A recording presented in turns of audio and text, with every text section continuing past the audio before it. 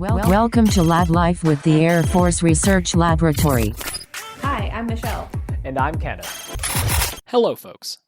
Today we are joined by Dr. Tim Bunning, the Chief Technology Officer at AFRL, who discusses his new position, the importance of materials research, and mentorship. In 3, 2, 1. Dr. Bunning, welcome to the podcast. You can call me Tim. Well, thank you for joining us, Tim. Okay, we'll see if we can do that. Okay. So right now you're AFRL's Chief Technology Officer. You recently came into this role, but you kind of spent a lifetime in our Materials and Manufacturing Directorate. We've heard that you had literally every job there. Can you tell us about that? Sure. I've had almost every job. So I started there as a student and never left, I guess. I always thought I was going to leave. But good people, good mission, quality of life, raised my family here in Dayton. Along the way, I've been an on-site contractor there for a number of years. Did a lot of in-house research. So I ran a large research group, brought in a lot of people, mentored a lot of people, a number of whom have joined the government and are now the next generation. Had the opportunity to run a big ATD, Advanced Technology Demonstrator Program, so experienced the program management aspect of the lab. Got coerced into being a branch chief for a while. Enjoyed that thoroughly. Went in kicking and screaming, came out, very, very happy I'd done it. Was that because of, it's a different doing the science versus managing the people, or? So the question is why did I enjoy it, or why did I go kicking and screaming? Kicking and screaming. Because I always consider myself a scientist, okay. And I loved being in the lab. I loved working with my research group and pushing the state of the art forward and mentoring and all of that. And then you think of a branch chief job, you think of a manager. Okay. And I've never really thought of myself as a manager. I've always wanted to be thought of as a leader. But you learn a lot when you go into one of those supervisory roles, how to interact with people. You realize there's a role for everyone, and the key is, I liken it to a jigsaw puzzle where the pieces are moving, so the picture's constantly changing. Okay. A good supervisor can figure out where to move and rotate people to fit in. Been a division chief, so second level supervisor. Enjoyed that job thoroughly. Again, sort of, I don't want to say coerced, but sort of coerced into it. We were undergoing a reorg, and so had a new division with pieces from other divisions. So I liken it to the Brady Bunch. So I really had two halves, two different cultures that came together in this new division. A lot of challenges, a lot of fear, a lot of anxiety when it happened, but did that for 3.5 years and just thoroughly enjoyed, building, enabling a new singular culture.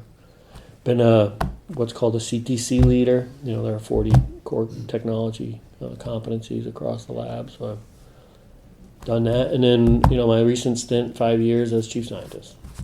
I have not been the director, so the SES position, although I will say that in my 5 years as chief scientist, I've had 5 directors. And so I'd like to think that I was working with each one of them, and in the transition, you sort of pick things up as we go forward. So yeah, I've had just about every job there. I'd like to joke that I haven't been able to keep any of them, and I just keep moving on. So, yeah. So in this case, that's a good thing. Absolutely, yeah. Yeah, it gives you breadth. Comes at the expense of depth, but never planned to do any of them. Sort of always just fell into the job. It's what I try to tell the younger generation these days in terms of that they're looking for what I would call the yellow brick road. How do I get from point A to point B in the shortest period of time? And if I look back at my career, I never knew and could never say I was going to be this, I was going to be that, I was going to be this. You just sort of work hard, do high quality work, have integrity, and opportunities will find you. I'm a firm believer in that, rather than plotting out on some time frame that you're going to be X, Y, and Z. So Because you actually started as a chemical engineer, is that correct? that's what my degrees say I am. Yes. So. What kind of science, when you were a little bit closer to science, did you do in the lab? Yeah. So I would say I'm a soft matter expert. Expert's probably too strong a word. So my background is in polymers and in liquid crystals. Liquid crystals are the really small molecules that are in like your laptop LCD displays, liquid crystal displays.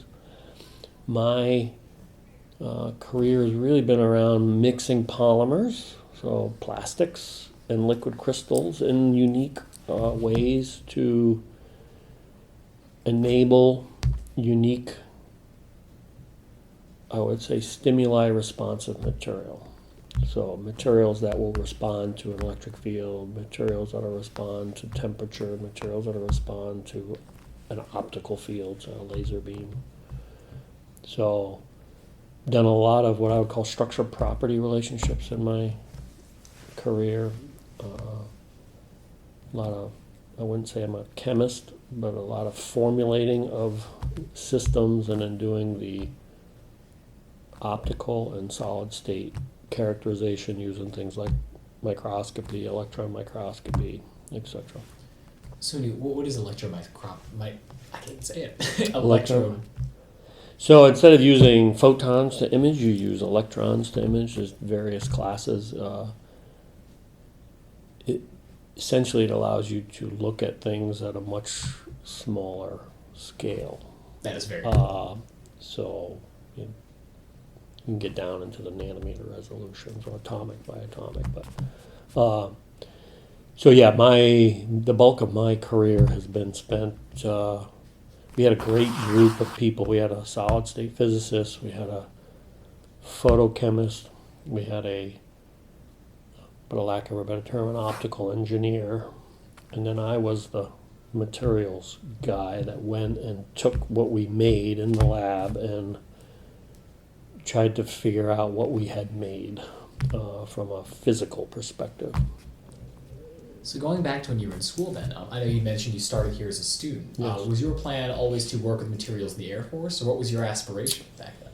No, I was lucky my PhD research was funded by an AFOSR fellowship. It was a 3-year fellowship. I was lucky enough to be awarded one. 1 year, they had awarded $25 a year back then. And as part of that, I had a sponsoring lab. So I was in the University of Connecticut. So I had a sponsoring lab. The sponsoring lab was the materials laboratory, materials directorate. So I came out and as part of the agreement, you had to come out and spend one summer with your sponsoring lab. So I came out one summer and just really hit it off with the group. Most students, after their 8 or 10 week summer, went back to their university, and that was really the extent of their relationship with the Air Force. But I hit it off well, so I came out a second summer. And then during that second summer, they said, hey, if you want to come and actually, once your classwork is done, do your research here as part of the larger group, as we try to build out this area, we would be more than willing to, host you. And I thought it was a great opportunity. Definitely. And so I moved out here with my wife in January of 1990. So it's been almost 30 years to the month that I left the materials lab and came down here. So yeah, I spent 2.5 years as a student in the lab. Ironically, my major professor at the University of Connecticut. At the same time I came out here, he left Connecticut and went to the University of North Carolina. So I was going back and forth from here to North Carolina to learn the skills that I needed to do my PhD research. But in the end, because I was a student at the University of Connecticut and he was still affiliated with Connecticut, I had to go back and defend as part of the chemical engineering faculty, process at the University of Connecticut. So it was a weird triangle. Yeah, I was gonna say a lot of travel there. Yeah, Kept it fun. So what kind of drew you back or staying with us for 2.5 years then? Like staying here at the lab? I just thought it was a great opportunity. The lab has phenomenal people, has phenomenal access to equipment. The group that I was joining was undergoing a renaissance, if you will. They were sort of coming out of doing a lot of work behind closed doors, and so there was a appetite there of wanting to lean forward, innovate, etc. And I figured, it would be a great place to experience something different than, my master's degree is from Connecticut, so I figured this was a great opportunity to experience something different, which is what part of the PhD process should be. Go and experience a different culture, a different school, a different environment, if you will. So I figured I could get that whilst getting my degree from Connecticut, but I would just get it here with an AFRL. Yeah, it all worked out. Yeah.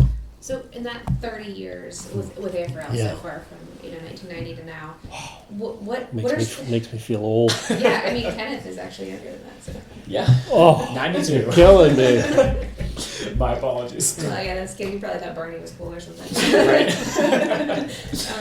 But so 30 years, a lot of time, a lot of pop culture too, right? Mm-hmm. But what are some of those outstanding accomplishments that like stick out in your mind, or just like, I don't know if there's some crazy cool science, or 30 years is a long time. Is a long time, maybe not for basic research to develop, but some nearer term stuff. Yeah, I would say. I mean, we can talk about the science all you want.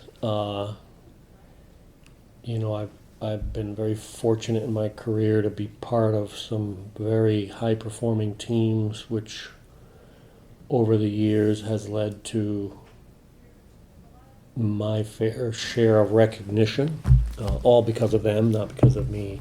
But I would say the thing I'm most, proud of, or I think of as my accomplishment, is the group of people that I brought in and mentored that have now joined the government and are now the next generation. When I look back and think of what's my legacy, we can talk about this piece of hardware or this science, but to me that's what makes me smile inside, I guess. So, had great people who've wanted to, why I don't know, wanted to come here and join the group back when I had the group, and they are, there are a number of them in RX, a couple in SDPE right now, just phenomenal. The talent level that they bring to the organization greatly usurps my talent level. So from my perspective, it's what I've given back to the org. That's not quite the answer I think you were looking for, but I think that's... It's an answer. It's the accomplishments of those people, and hopefully you empowered them along your way. I mean, you're being humble now, but no, that makes sense completely. I have lots of what you would call the typical academic narcissistic accomplishments that a scientist, like if you went and polled a professor, they would talk about what fellows they are and how many papers they have and the H index that they have and patents. I mean, I have all of that, but that's not what excites me. That's not what I think we're here for. I think that's in academia. That's the end. You know, that's what enables you to get funding. That's what enables you to get students. The students enable more results, which allow you to get more funding. It's the hamster wheel. I believe in a government. We do it, and we want our SMEs to do it as a means to an end, because you want them to have that outside reputation, that peer practitioner, I call it. You want them to have those credentials, but it's not for themselves. It's to enable the Air Force to leverage the larger scientific community, to be an amplifier, if you will. This is not just what we're doing here, it's the connections. We're part of a large ecosystem, a very large ecosystem, particularly from the basic and early applied part of the enterprise, you know, academia, industry, international partners. And, you know, you influence one of two ways, in my opinion. You walk in the room and you have a checkbook. And we do a lot of that influence in AFRL because we have a pretty large budget.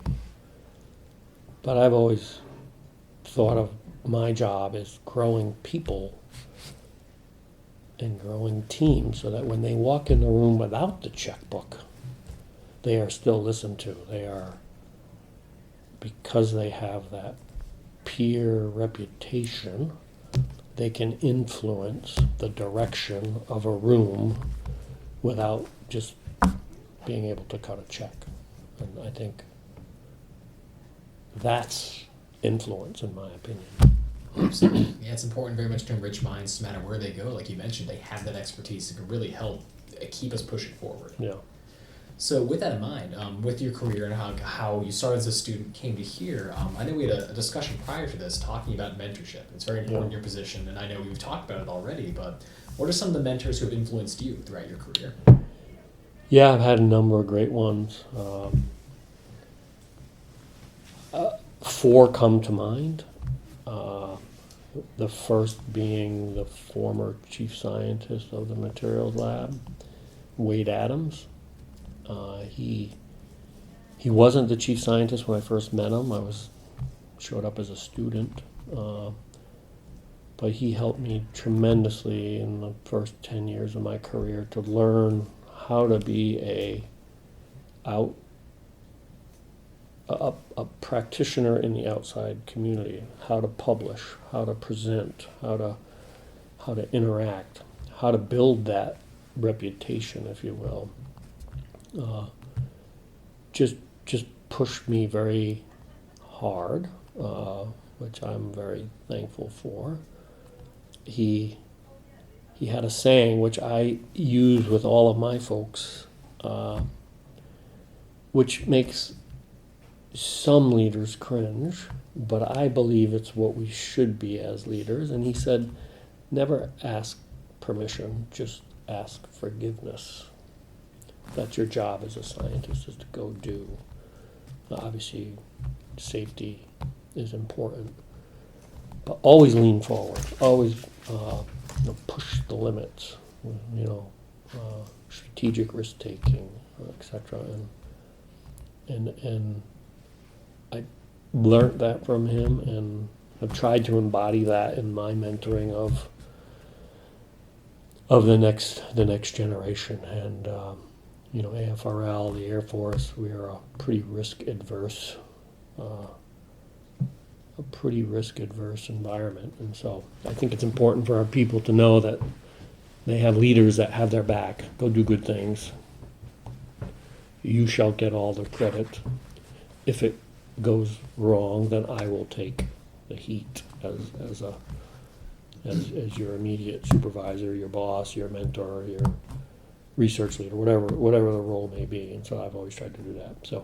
So Wade was, who I would say I became who I am in large part due to Wade.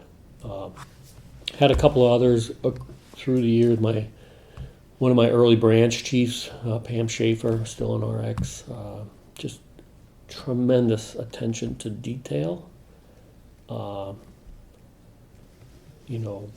Didn't take anything for granted. Crossed every T, dotted every I. And I learned from that the importance of attention to detail, and there are things that you just take time to deal with, and you gotta do it rightly so. And I used to drive her nuts, I think, when I was working for her, but she had tremendous patience, and just empowered and enabled me. And watching from afar, just learned that attention to detail. Had a former division chief, Bill Woody.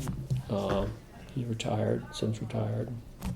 Just, I would say I learned from him the power of just enthusiasm, true enthusiasm. It was just constantly positive.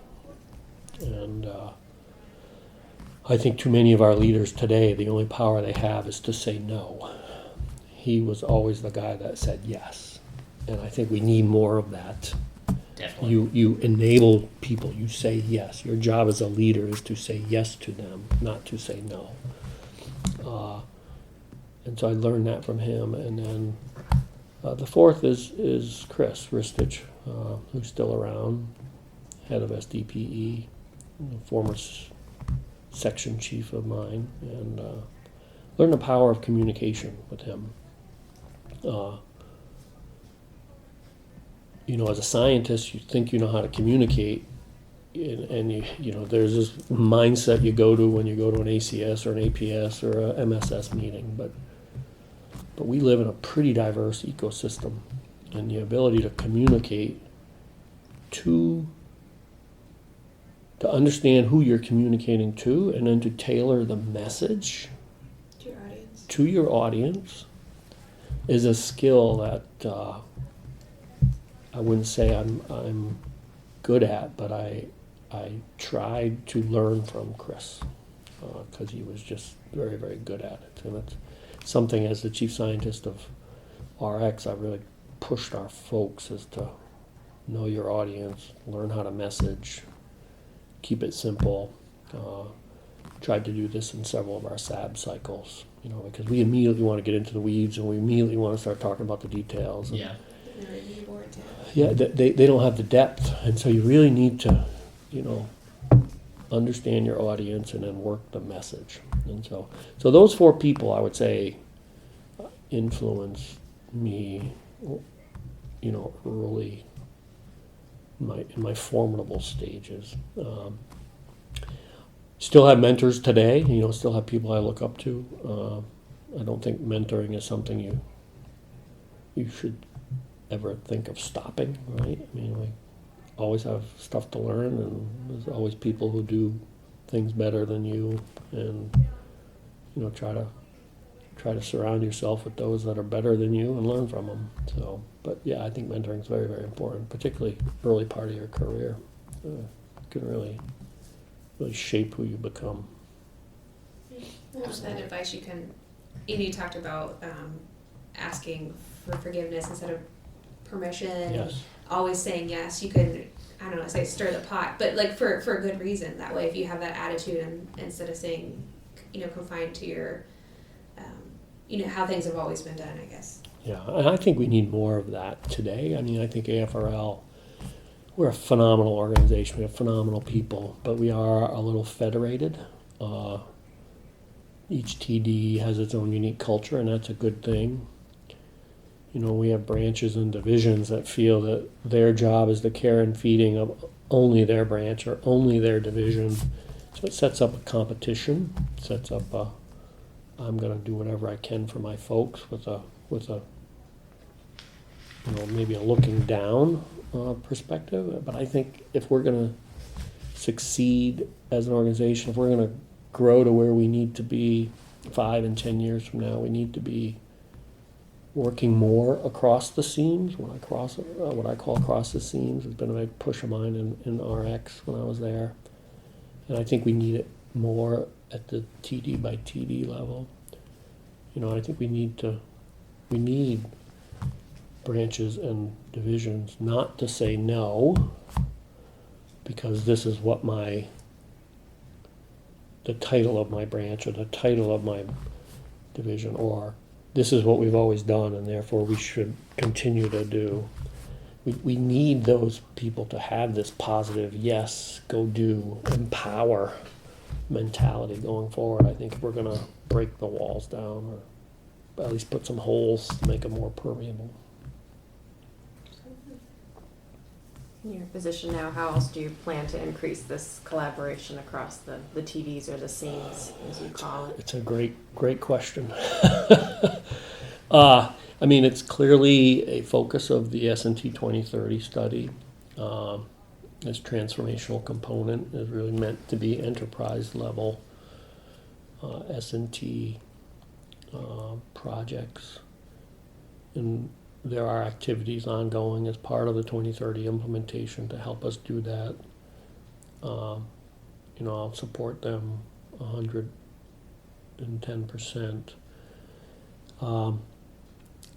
Part of it is just a slight change in the culture. How we get there, I don't know. We have this great thing called, or what used to be called, the Commanders Research and Development Funds, CRDF funds, which the RAC and the chief scientists facilitate. They're usually 3-year programs meant to build competency within the lab, but part of the stipulation is there had to be multiple TDs working. That program, if you go back the 7 or 8 years it's been going on, has done phenomenal things, and we should be celebrating that more, I believe. But my point is, when we incentivize that behavior, our people come together and they do great things. The fundamental question is why do we need to incentivize that behavior? Why can't we just come together and do it naturally? And it's just due to the way we're constructed, it's the way we're funded. So I don't have a good answer for how I want to, enable it more, but it will be a focus of mine as we evolve as an AFRL. I think it's very important. I see it. We've hired a lot of young folks, our new hires into RX over the last 3 or 4 years, and they genuinely don't care about the walls. You know what I'm saying? They just want to do good stuff. They want to contribute to the mission. And so I think if you unshackle them, I think it will happen. But I think we as leaders need to stop trying to get them to conform to the way it has always been. And we need to continually ask ourselves what processes and tools can we put in place and remove to enable them to be what we want them to be. And that's culture. And we'll get there. I think 2030 is a good start. It's got the rhetoric and the focus on the right areas. So do you see that then with the new workforce coming in? One of the biggest benefits is that fact that these people are willing to, you said, really push forward, aren't afraid to kind of like, almost in a way like, hey, I'm going to try this out. If it works, it works. If not, we learned something. Yeah, I would say I am amazed at the workforce that we've been hiring. They're so much better than I was when I came in. And they know so much more. Their education is much more thorough than mine. Their ability to communicate, unbelievable. So they're getting skills that they're just starting at a much higher elevation. And I think we need to tap into that. And I think that's where the lab needs to continually focus on changing its IT and, providing the tools that will allow them to not feel like they're handcuffed. They come from campus environments that are in generally a little more, a little less bureaucracy. And so I think we need to help them not feel immediately stifled. You put a lot of time and investment in their recruitment, in their training, in their development. And,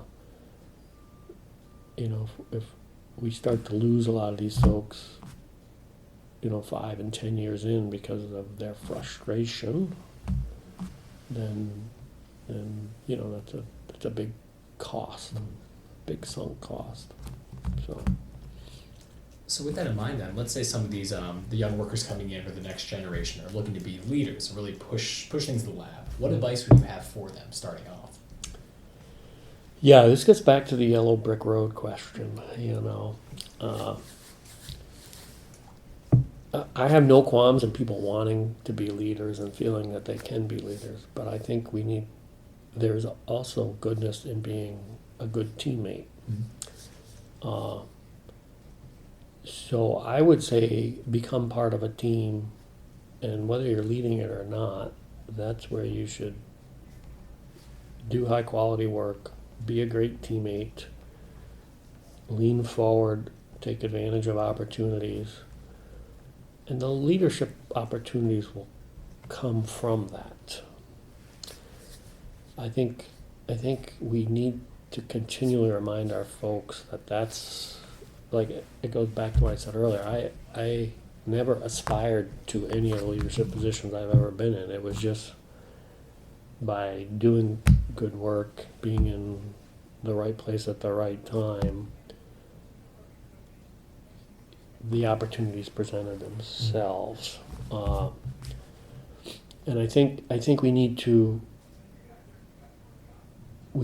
continually emphasize the value of teamwork, and not just the leading of teams, but that being a contributing member of a team is just as important, if not more important, and the results of that team is what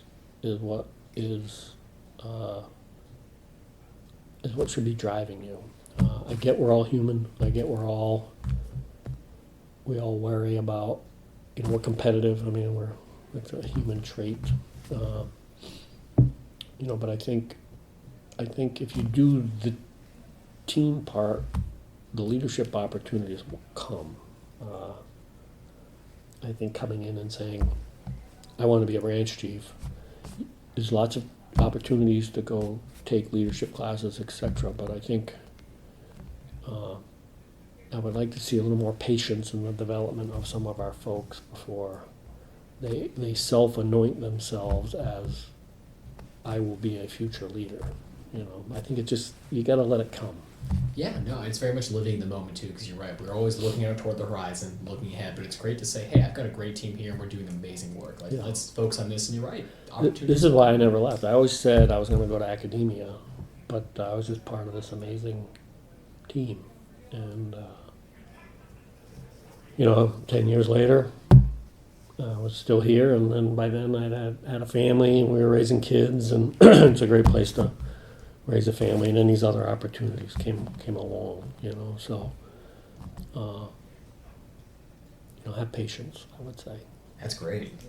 And then in your new role as part of on the AFRL team, what excites you about being Chief Technology Officer? That's a great question. I've been down here for a week. I would say I'm still trying to figure out what the role should be. I think the role was something a couple of years ago. AFRL was a little bit of a different place before 2030. I think we've been in this transition period. So part of my first month or two is to figure that out. Is what the role should be. I know there are a couple things I want to focus on. One is I want to be the voice of the S&E within the organization, through the TDs, through their chief scientists. we are primarily, yes, we're a military org, but we are an S&E org as well. And so I want to be their CTO. I want to work for them. I want to do everything I can from a workforce development perspective. I want to do everything I can to open doors for them. I still consider myself a practitioner. I'm still publishing. I'm still going to technical meetings. So I want to feel like the S&Es know they have a corporate voice. I think that's been missing a little bit through this rotation. I want to bring some tech rigor back to the development and assessments of some of our enterprise level programs. I think it's a mistake if those that are doing the execution are also doing the evaluation.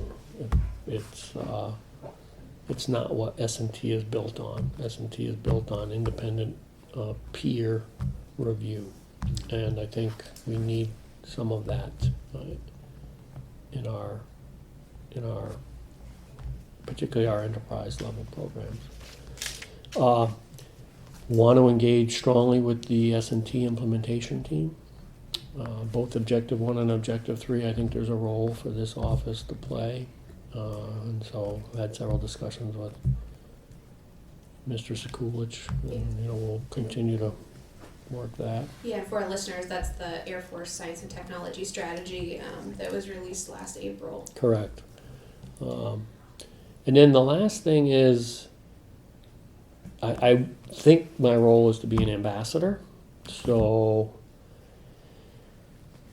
interfacing with the MAGCOMs, interfacing with AFWIC, interfacing with industry, interfacing with academia. So I have a whole series of things, what I would call them immersions, and I'm in the process of trying to set up to go and let them know that there's a CTO, a permanent CTO, on board. I'm here to help. I'm here to, be the S&T face for the org. I generated a priority list. I've sent it to Mr. Blackhurst, our executive director. I've sent it to General Durteen. The three of us will sit down and look at that. There's probably enough work for 5 people on the priority list, and so what I really want to do is sync up with them and make sure the higher headquarters here that we are all working to the same sheet of music, and we our priorities are straight. I haven't done that yet, but that's my goal, is to facilitate that. So to go back to how you asked the question, I think the thing that really excites me is just to be the ambassadors for the S&Es. Our S&Es do great things every day. We have some phenomenally talented people working on some things that are very Air Force unique that cannot be done elsewhere. And I think, due to no fault of theirs, we're in this churn with the pivot to a different fight. The Army is in this churn. The Navy is in this churn. The Air Force is no different, and I believe our S&Es feel a little bit under attack. And so my message is to say, keep doing great stuff. Let's figure out how we do even greater stuff, albeit slightly different, for the future. And so I'm really excited to go work with them to facilitate that. So to help with them specifically then, is your plan to travel to other locations, get a better idea of what's being worked on, or having them more calls and kind of funneling that up your way? Probably a little both. There are some orgs that I know less of based on my background, so like Rome. So I'm scheduled a full day immersion up there. I'll be going up there very, very shortly. Going with General Durteen next Monday and Tuesday to Albuquerque. Very cool. As he gets the immersion, I'll sit in and get the immersion. Send an email to the local chief scientists director and chief engineer of each of the orgs. Try to go meet with them and what can I do for them? Where do they see the role evolving? So yes, there's lots of reaching out and trying to do that. I'm also, I'm in the global. People want something. Let me know. Yes, My door is always open. In RX, I had an open door policy. If my door was open and I was in there, anyone could walk in. I didn't have the door guards do that. My door was closed. It meant I was on the phone or in a meeting and didn't want to. So I realized the calendar is going to get crazy down here. I spent 4 months as acting, so I have some feel for where it will go. But to the extent that I can support, I will. And a question I wanted to ask as well, kind of tying a lot of this together. So something you mentioned to us that kind of interested me was this term dynamic tension, especially in terms of leadership. So how does that kind of tie all this together with setting a new position, mentorship, all of it? Yeah, so to me that refers to this balance between you can use different comparisons, but in-house research and program management, tech push and tech pull, 6-1, early 6-2 versus 6-3. There's a book I read called Loon Shots, and they use this term called dynamic tension. And in the book, they compare artist communities with soldiers, and talk about a variety of organizations, some that have failed, some that have succeeded, and the ones that have succeeded have gotten this dynamic tension right between the artists and the soldiers. It's not all one or all the other. And I grew up in RX in a group with Chris Ristich and Bill Woody and Pam Schaefer and Wade Adams, in a group that had a very strong in-house science base, but had a very strong 6-3 tech program focus. And we were constantly fighting with each other. What you guys are working on will never work. It's pie in the sky. That's 6-3 talking to the 6-2. And the 6-1 and 6-2 people saying that what you're doing is evolutionary. By the time you get it to work, the whole system's going to be changed and you're going to need something completely different. And we used to have some, not literally, but figuratively, some smackdown fights, But that tension, what I call dynamic tension, I think is what made the group very, very strong. If you look who's come out of that group in terms of AFRL leadership, it's amazing. And so I respect that dynamic tension.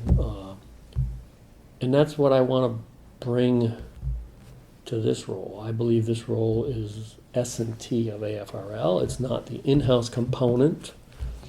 I really want to really want to focus on building a relationship with EN, our engineering shop. I don't want it to be CZ and EN. We should be representing the S&T through the continuum together.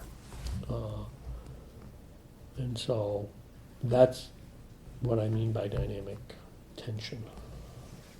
It's important. It has that almost crucible setting where you're right, like really you understand more of the programs because you're helping argue for one side or the other, or caught in it. So I have an academic narcissist CV, which is based on, some would say, science, but I'm an engineer by training. I want to solve problems, and I think